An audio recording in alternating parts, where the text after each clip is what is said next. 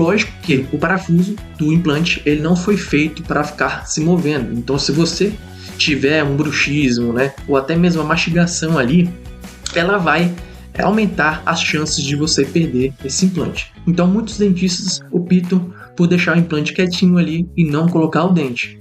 Mas saiba que tem sim essa opção.